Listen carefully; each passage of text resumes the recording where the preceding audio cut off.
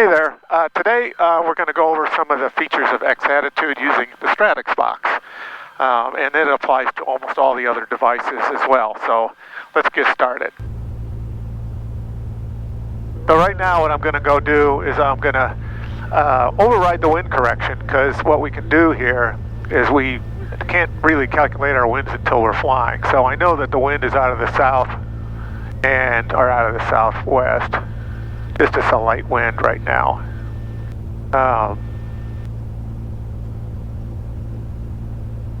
We're the same basic heading. The wind speed is way down, like 7 or 8. So the primary flight display, set the outside temperature. It's really cold out here. I mean, it's really cold. And I can adjust the artificial horizon a little bit.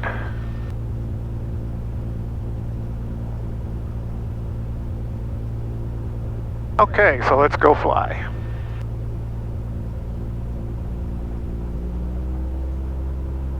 Naper traffic, Skyline 69er29er departing 18 Naper.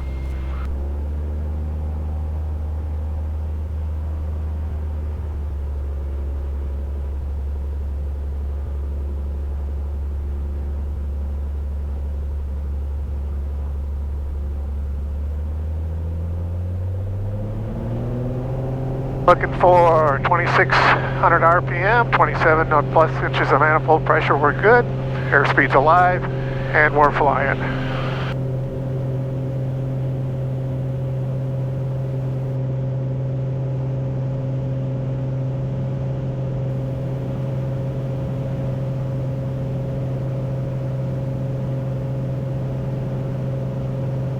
Now. Actually, the airspeeds are agreeing pretty closely.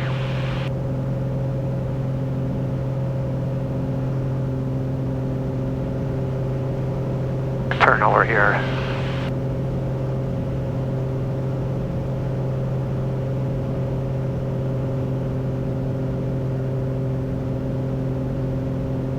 Come back on the throttle now. And the prop.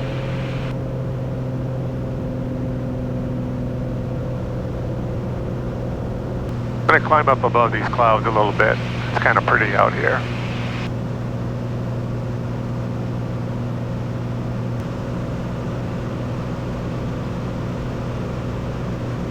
Okay, this is alive.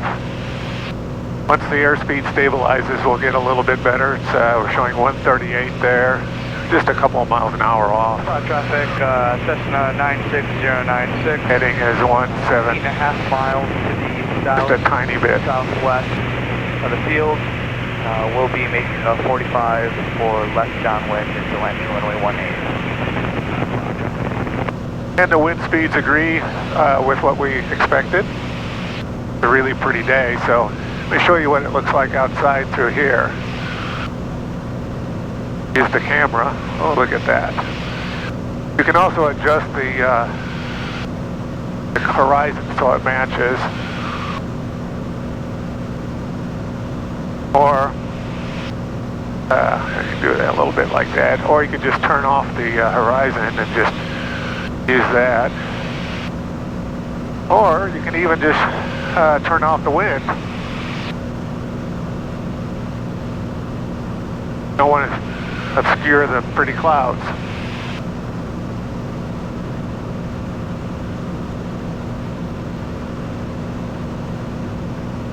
Now here we're going to go. I'm going to show you something in a second. So, okay, so now what we're going to do is I'm going to switch it to blue chroma key. Now for you guys that are video makers or YouTubers or whatever, this is a nice feature, because if you have another camera which is facing forward, which is higher quality, or maybe it's out on the wing strut or something like that, you can use that rather than the one inside of your camera if you don't want to have this thing mounted on the windshield or the camera quality isn't so good. So right now, I'll show you. Taxiing on the south end of the field over to the hangars. Neighbor.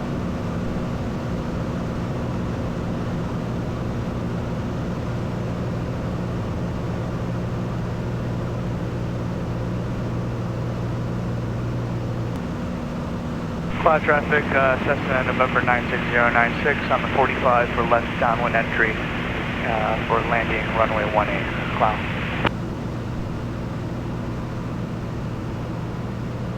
I'm going to start pulling the power now. Don't really need carb heat in this kind of weather. Okay.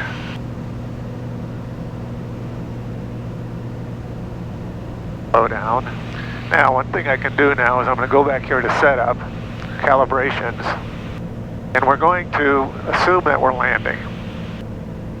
We want to pick a nice, normal landing configuration, speed to begin with. Cloud traffic, helicopter 7073 uniform hovering from the north end to the south end. Fixed wing traffic, if you're coming down for 36, we'll sidestep. Cloud traffic, Cessna 096 on left downwind to land runway 18, cloud.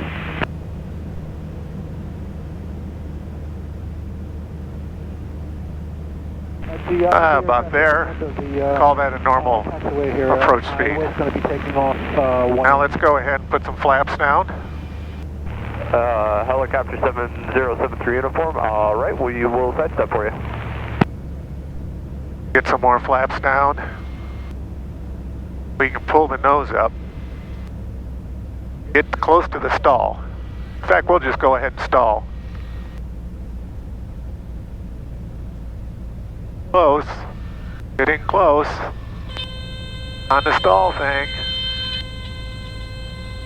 There's our power off stall.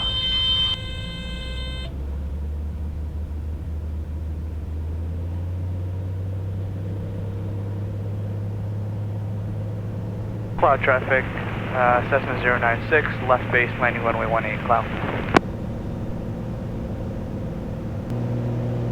Let's see what that looks like on the primary flight display. So that's pretty much like how you do, you know, about 1,000-foot landing pad, normal landing, up to perhaps close to a stall. No problem.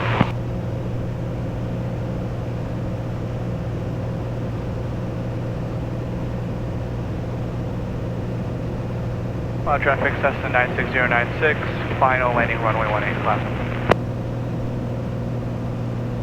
Okay, I'm just going to go ahead and pull the power and we'll see what we get here. I'll put some flaps down. We'll just pull it up to the stall.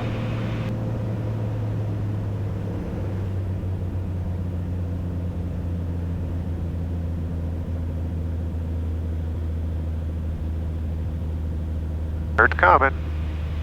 It's coming. And there we go. Let's go ahead and stall it. There it is. That was fun, wasn't it?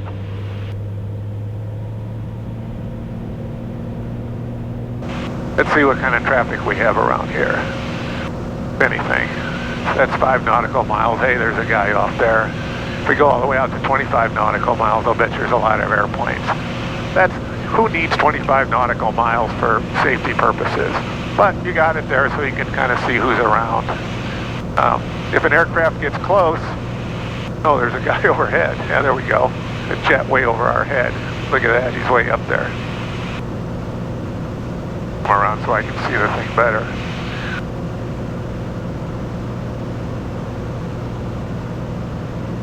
So you can look at it from the side. And you can adjust that vertical range is insane, so that's 30,000 feet. So a more reasonable range might be 2,600 feet above and below us.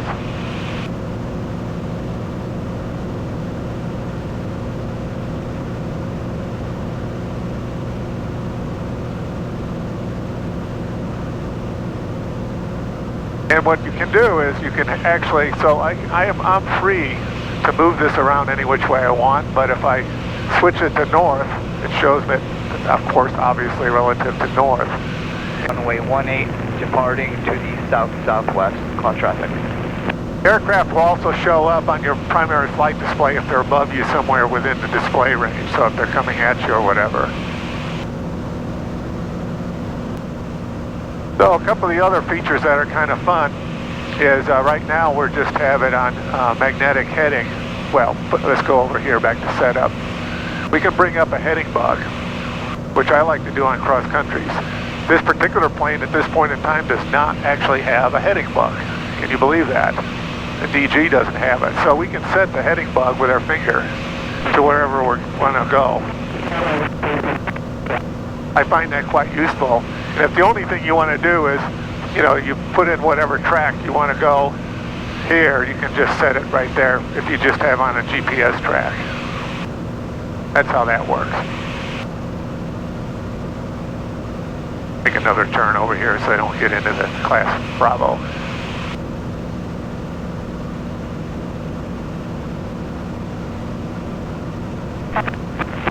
And what you want to probably do periodically on a cross country is say if you're varying your altitude or whatever, is double check your magnetic heading against your actual heading on your compass.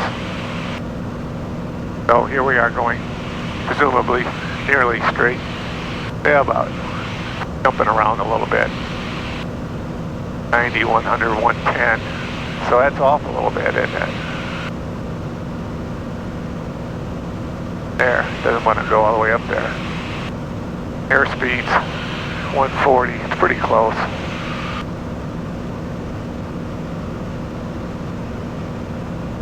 Cloud traffic. And that's probably pretty close to the winds up here too. 11 miles to the southwest.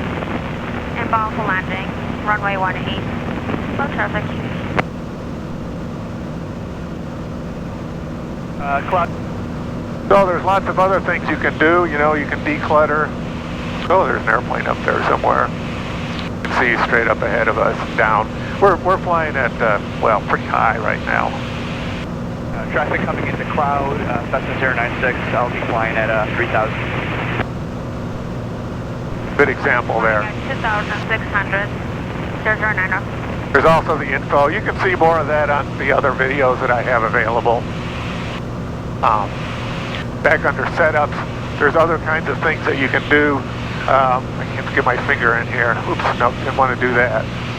Okay, well, we won't do that today. You can calibrate your airspeed, and I'll show you that when we get back or on another video. So that's pretty good for today. Let's go ahead and head for the barn.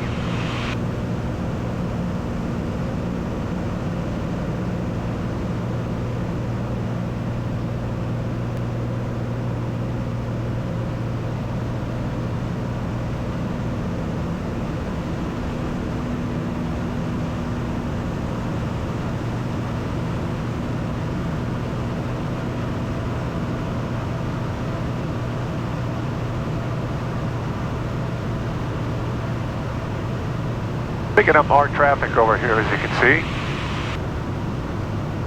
And aim at them, what the heck. Find a little hole to pass through this cloud layer here.